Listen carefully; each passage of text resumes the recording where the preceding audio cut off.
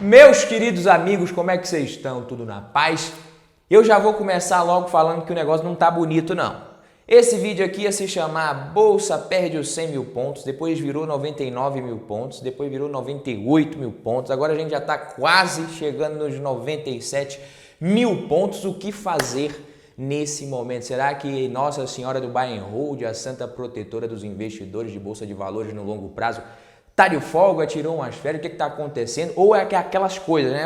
Você pede uma bênção, a pessoa te dá dificuldade, você pede sabedoria, Deus te dá problemas, você pede oportunidade, Deus te dá 97 mil pontos no Ibovespa e você faz o que você quiser com isso daí. O que fazer nesse momento? Eu sei que vocês querem saber o que está acontecendo, por mais que eu sempre fale aqui que você não deve investir com base em notícia, com base no cenário de curto prazo, mas eu sei que vocês estão interessados em saber o que está acontecendo e uma opinião sobre isso também. Então eu vou falar sobre isso, vou falar sobre o que está acontecendo.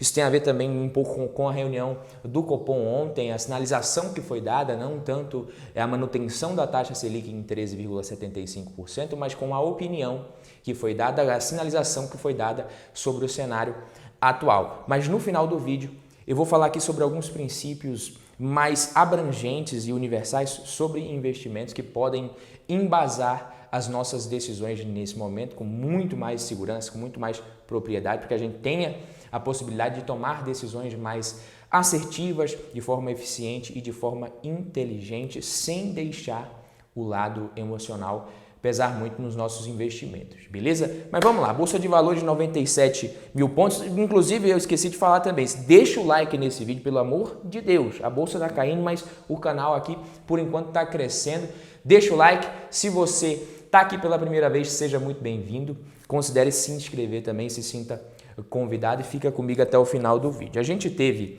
o Copom sinalizando o quê, meus queridos amigos?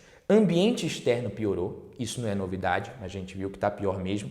Deterioração das expectativas de inflação, e isso sim é importante quando a gente fala de Copom, quando a gente fala de taxa Selic.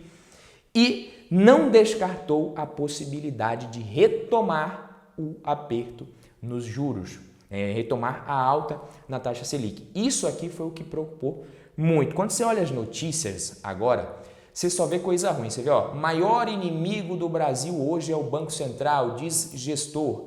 Ibovespa opera abaixo dos 100 mil pontos pela primeira vez desde julho de 2022. Ibovespa cai abaixo dos 98 mil pontos e real tem o pior desempenho com incertezas após reunião do Copom. E como eu disse, essa, na minha opinião, é a principal causa para essa queda que a gente está tendo da nossa Bolsa de Valores hoje. O Banco Central não deixou claro, o Copom não deixou claro se realmente eles pensam em uma dose maior de aperto nos juros ou não, mas com certeza o que pesou muito foi a inflação e a crise que a gente está tendo nos Estados Unidos, na Europa, essa crise bancária.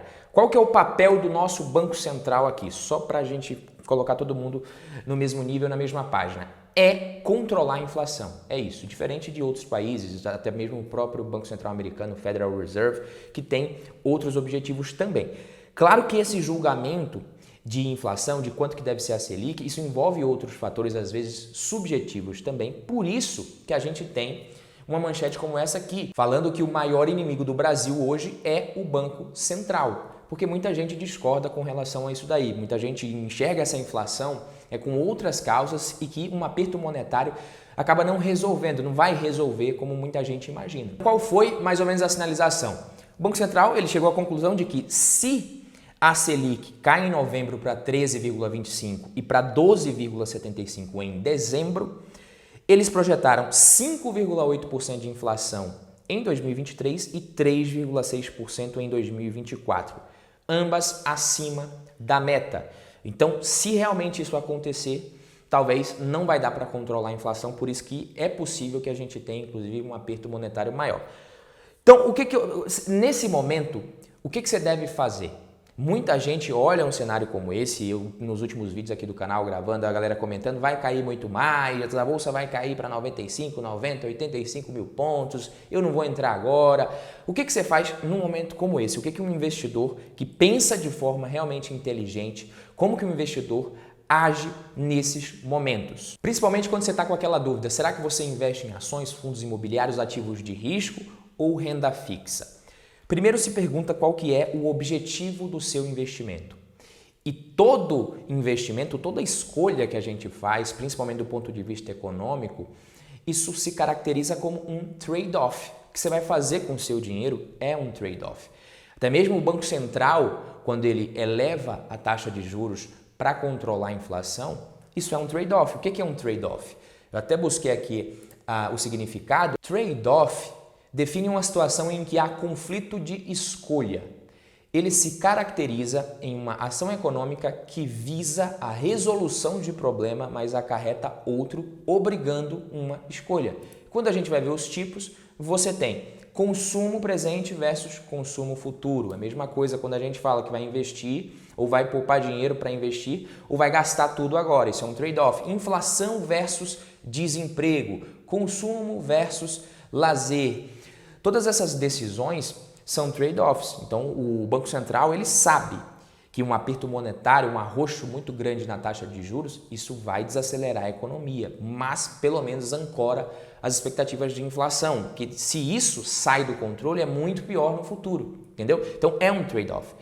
É muito difícil você criticar, que ele falar que está errada essa taxa Selic, até porque se você baixa a Selic, teoricamente, os ativos de risco eles precisam ter um desempenho melhor, mas se essa Selic baixa na marra, acontece justamente o contrário, porque o mercado sabe que fazer isso vai dar merda muito maior lá na frente, a inflação lá na frente tende a sair do controle, o lado fiscal também impacta, então é muito delicado. Mas tudo isso, quando a gente está falando no curto prazo, é muito incerto.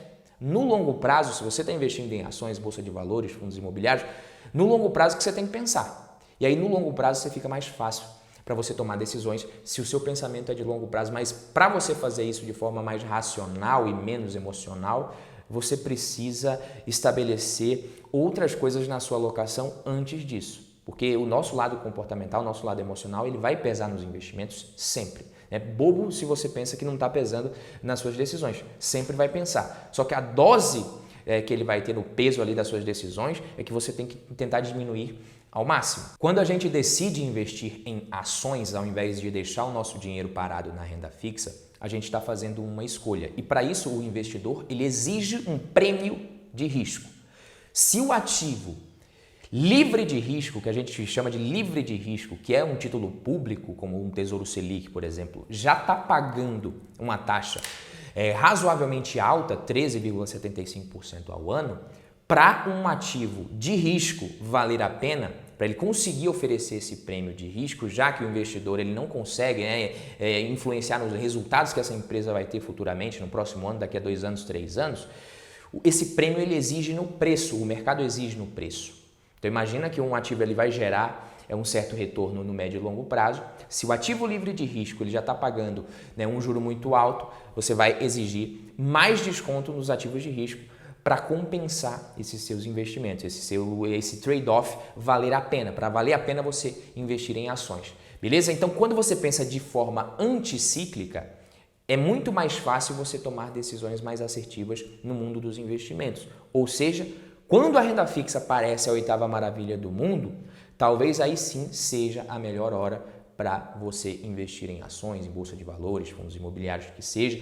E quando a renda fixa parece que está uma merda, e quando o investimento em bolsa de valores parece que está na moda, que é a melhor coisa do mundo, a bolsa subindo, talvez seja bom você se posicionar em renda variável sim, você não vai deixar de estar posicionado para surfar essa alta, mas talvez você possa pensar em engordar um pouquinho mais a sua reserva de oportunidade para momentos como esse, mesmo que você seja obrigado a deixar o dinheiro numa Selic baixa, entendeu? Só que o investidor, como eu falo, por conta do lado emocional, muitas vezes, de uma alocação mal feita, ele não pensa dessa forma nos momentos mais próximos do topo e do fundo dos ciclos na Bolsa de Valores. E a gente não consegue adivinhar esses momentos, o topo e o fundo, os topos e fundos com consistência, é muito difícil. Mas você consegue identificar pelo menos em que lado do ciclo, em que fase do ciclo você está com mais facilidade. Fazer grandes alterações na sua alocação nos topos e fundos dos ciclos pode prejudicar muito o seu retorno no longo prazo. O que eu estou falando? Então, hoje, num momento como esse, de muita baixa no mercado, você reduzir a sua exposição em ativos de risco, mesmo com prejuízo para colocar dinheiro em renda fixa, isso pode prejudicar muito o seu retorno no médio e longo prazo, assim como aumentar muito a sua exposição em renda variável próximo de um topo, isso pode te prejudicar também. Manter uma alocação é muito difícil. A sua alocação, o percentual que você tem que ter em ativos de risco, em renda variável, em bolsa de valores, e em cada ativo especificamente, ele não pode ser grande o suficiente, preste atenção, a sua exposição em renda variável e em ativos específicos dentro de renda variável, em ações, em cada ação, em cada fundo imobiliário, não pode ser grande o suficiente para fazer com que o lado emocional pese muito nas suas decisões de investimento. Se não estiver pesando, se tem uma ação de uma empresa que você está olhando os fundamentos com racionalidade, está caindo na sua carteira e você está enxergando isso como oportunidade, muito provavelmente a sua alocação, o seu grau de exposição ainda está ok. Se a sua exposição em bolsa de valores em renda variável ela está grande o suficiente para te fazer duvidar de que ações realmente são o melhor investimento no longo prazo, talvez é porque você está muito exposto. Porque lá em 2019, começo de 2020, todo mundo tinha certeza absoluta de que ações eram o melhor investimento, inclusive talvez você tinha essa certeza também quando você investia, porque estava subindo pra caramba. E hoje pode ser que você esteja questionando essa decisão. Será que realmente é melhor? Será que realmente vale a pena? Eu acho que no Brasil não vale a pena não. O Brasil o negócio é renda fixa mesmo, talvez isso lá fora ou para quem tem muito dinheiro, enfim. Então, se você está pensando dessa forma, pode ser que a sua alocação que realmente está muito grande, a sua exposição em ativos de risco.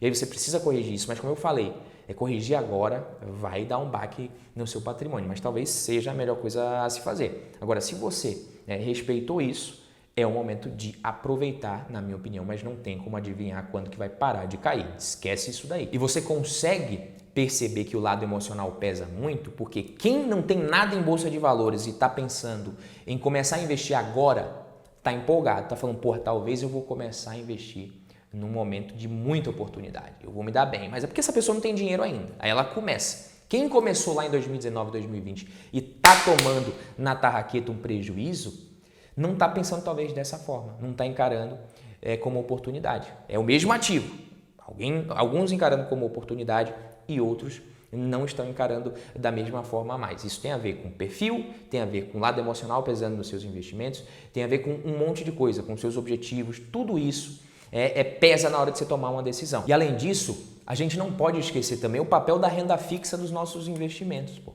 Você já deixou o like nesse vídeo? Antes de eu falar sobre isso, você já deixou o like no vídeo? Eu acho que você está esquecendo. Deixa o like aí, para de misereza aí no like. E se você não está inscrito ainda, se inscreve. Mas muita gente, pessoal, acaba esquecendo o papel da renda fixa nos investimentos. E eu falo, o papel da renda fixa muitas vezes é ajustar a sua alocação e diminuir a sua exposição a tanto risco assim.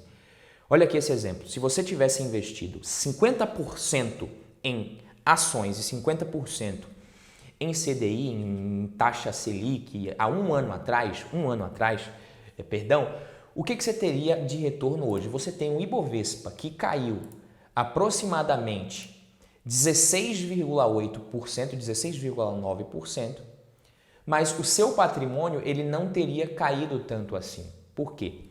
Porque a sua exposição em renda fixa, em CDI, em Selic, teria compensado boa parte dessa queda. Então você teria muito mais tranquilidade agora para parar e pensar assim, será que não é hora de fazer uma redistribuição? Esse aporte agora eu vou colocar um pouquinho mais em renda variável, porque caiu um pouquinho, a renda fixa está segurando, estou tranquilo, não estou preocupado, porque também quando a bolsa subir, eu vou ser premiado, recompensado pelo risco que eu estou correndo, não vou vender. Agora, se você colocasse todo o seu patrimônio em ações, seria muito mais duro ver ele caindo quase 17% em menos de um ano. E se você é daquele investidor que gosta de colocar na carteira só desgraça, só tranqueira que está caindo para ver se já vai pegar a faca perto de virar e começar a subir, você ia estar mais lascado ainda. Se você tivesse colocado ali IRBR3, OIBR, Americano, todos esses trem ruim que a galera insiste, quanto mais inocente é o investidor, quanto mais iniciante, parece que mais ele gosta dessas desgraças, se você tivesse colocado isso, seu desempenho ia ser pior ainda. Então pensa nisso que eu estou te falando, tomar decisões de forma anticíclica, então, de acordo com esse pensamento, agora talvez seja o momento para você simplesmente seguir investindo em ações sem se preocupar e não erra a sua alocação, não menospreze o papel da renda fixa na sua carteira. tá? E os seus objetivos principalmente. Se eles são realmente de longo prazo, você realmente deve investir em renda variável com muito mais convicção. Você pode investir em renda variável com muito mais convicção. Tanto que eu falo, se o objetivo não é de longo prazo, eu não coloco nada em bolsa de valores. Todo mundo que investe de 2019, 2020 para cá, tá tomando pau. Se você começou depois da pandemia, tá tomando pau. Se não estiver tomando pau, tá mentindo, tá? Porque tem muita gente que mente. Mas a carteira, de modo geral, ela não tá tão ruim assim, justamente porque você sabe diversificar. E outra coisa, se você segue comprando ao longo do tempo, ao longo da queda, o seu desempenho lá na frente, com uma provável posterior recuperação da Bolsa de Valores, que a gente não sabe como, quando que vai acontecer, o seu desempenho vai ser muito melhor do que se você realmente ficar tentando acertar o fundo e aí quando parece que agora acabou, agora realmente parece que a Bolsa já começou a subir meio, já subiu 15%, 20%, agora a Bolsa já está em 115 mil pontos, agora já dá para começar. Você perdeu, né, essa barriga aí de 100 mil pontos, 97 mil pontos, 105 mil pontos que você poderia ter continuado aportando e não aportou. Então, aportes, foco nos aportes, foco no que importa, alocação, objetivos e esquece um pouco as notícias. E lembra do que eu te falei, a sua alocação em renda variável, em ativos de risco, tanto quando a gente fala de classe de ativo, como nos ativos especificamente, nas ações, nos seus fundos imobiliários, não pode ser grande o suficiente a ponto de permitir que o peso do lado emocional nas suas decisões faça você tomar decisões irracionais. Beleza, meus queridos amigos? Então, tranquilidade, é o momento de se desesperar com calma, como algum de vocês comentou aqui esses dias, em busca do nosso minuto de paz. Um abraço e até o próximo vídeo. Tamo junto, valeu!